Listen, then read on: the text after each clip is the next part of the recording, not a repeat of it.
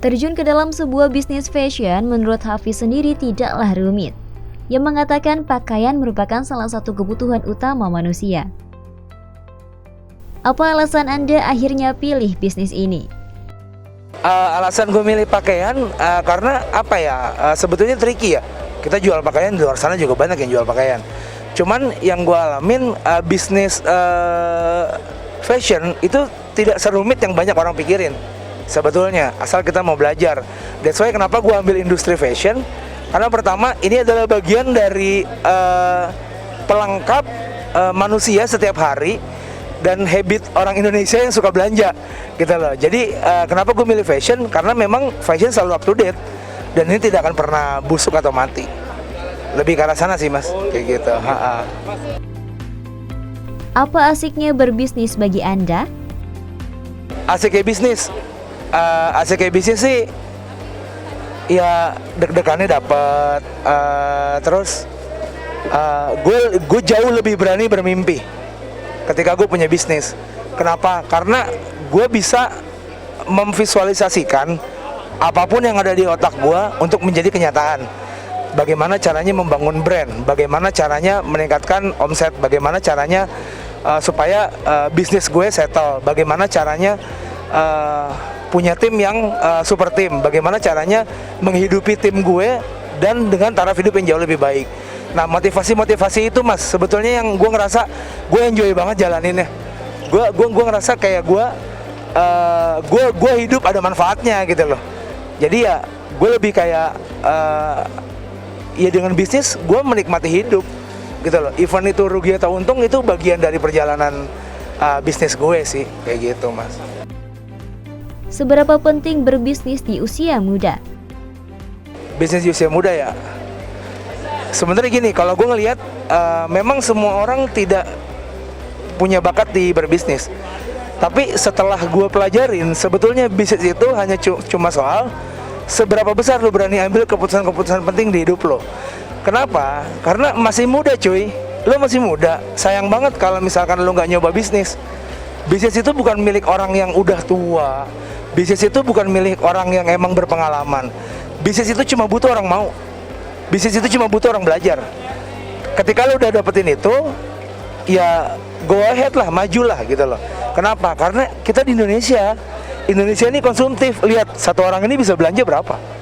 Ini banyak banget orang-orang di sini yang memang mengeluarkan uang untuk kesenangan mereka gitu loh.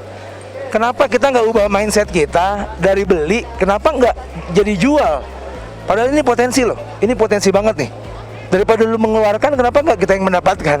Kalau gue sih lebih ke arah sana ya. Jadi sayang banget kalau muda lu nggak ikut bisnis kayak gitu. Jadi penting banget menurut gue, karena ya cara kita untuk survive menurut gue di Indonesia ya bisnis kayak gitu sih mas. Datangnya pandemi di awal tahun 2020 lalu rupanya tidak begitu berdampak bagi bisnis yang Hafiz jalani. Ia mengaku justru lini bisnis fashion yang dijalaninya tetap stabil, cenderung naik. Lantas, apa dampak pandemi bagi bisnis yang Anda jalani? Jujur ya, mungkin ini juga dialamin banyak orang. Jadi kalau pandemi, gue ngerasa di industri online khususnya, Uno ini hanya ada online untuk saat ini. Tapi kita cenderung malah naik, alhamdulillahnya. Kenapa? Ya mungkin karena orang malas keluar rumah, mereka belanja online. Dan kita juga memfasilitasi soal boleh sharing soal ukurannya, lingkar pinggangnya berapa, tinggi badannya berapa, berat badannya berapa. Supaya apa? Supaya tim kita, admin kita bisa tuh yang namanya mengestimasikan ukurannya apa dan lain-lain. Dan kita punya layanan return gratis jika tidak sesuai dengan pesanannya. Namun ongkirnya ditanggung oleh pembeli kayak gitu. Jadi ya pandemi menurut gue nggak begitu berpengaruh ya. Cuman gue berharap bukan pandemi nggak selesai sih. Gue berharap ekonomi cepat pulih karena memang impact ke yang lain juga banyak mas. Mungkin lebih banyak impactnya ke bahan baku kali ya, ke bahan baku yang agak naik karena kelangkaan barang kayak gitu-gitu sih. Lantaran bisnis fashionnya dikhususkan bagi orang-orang bertubuh besar, maka rata-rata peminatnya pun tentu dengan ukuran extra large ke atas, sehingga dapat menjadi salah satu solusi untuk tetap tampil bergaya. Varian ukuran berapa yang paling banyak dicari? Rata-rata best seller kita itu di 3, 4, 5 XL. Rata-rata. Yang memang betul-betul sulit banget cari ukuran di luar sana. Kayak gitu sih mas. Jadi kita lebih banyak almost di 3, 4, 5 XL. Nggak laku. Tapi 7 juga ada. Dan jadi simulasinya sederhana ya. Buat teman-teman yang punya badan berat 180 kilo, di kita masih muat. Buat teman-teman yang punya lingkar pinggang hampir 1 meter, lebar pinggang, di kita juga ada. Sampai size 56 celananya.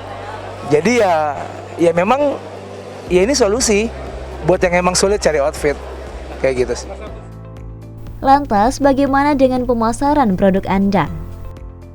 Alhamdulillah seluruh Indonesia kita sudah sampai sana produknya, karena kita penjualannya via online kan mas. Jadi se-Indonesia juga udah banyak yang ngerasain produk kita.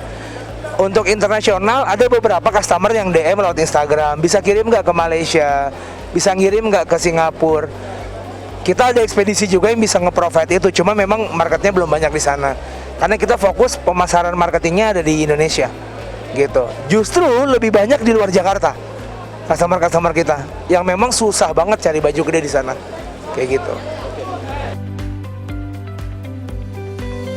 Dukungan keluarga merupakan salah satu faktor penting dalam menjalankan sebuah bisnis.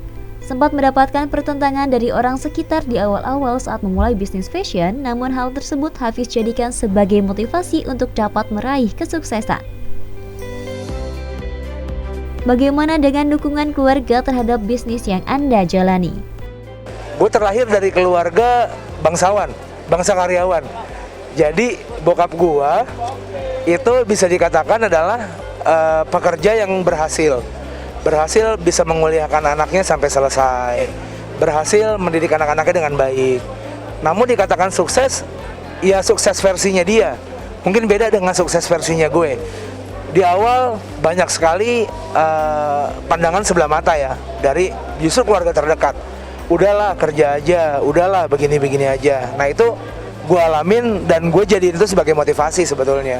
Karena memang yang gue rasain zamannya udah beda, habitnya udah beda. Kita nggak bisa mengharapkan dari orang lain, kita nggak bisa mengharapkan nasib dengan orang lain. Jadi gue mengambil jalan ini pro kontranya banyak sekali, dari teman-teman juga banyak, dari khususnya keluarga terdekat, bahkan istri gue juga yakin gak yakin, tapi insya Allah alhamdulillah sampai saat ini masih ternafkahi lewat sini. Sekarang keluarga udah mulai ngedukung, dan itu jadi energi banget buat gue.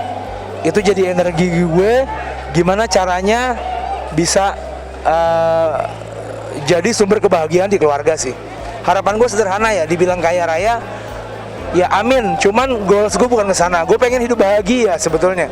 Bahagia itu kan nggak melulu soal uang, tapi bahagia soal gimana caranya kita bisa manfaat buat orang banyak. Gue pengen jadi ya orang yang memang jadi bermanfaat lah buat keluarga khususnya, kayak gitu sih. Jadi support system itu penting banget, terutama doa nyokap gue.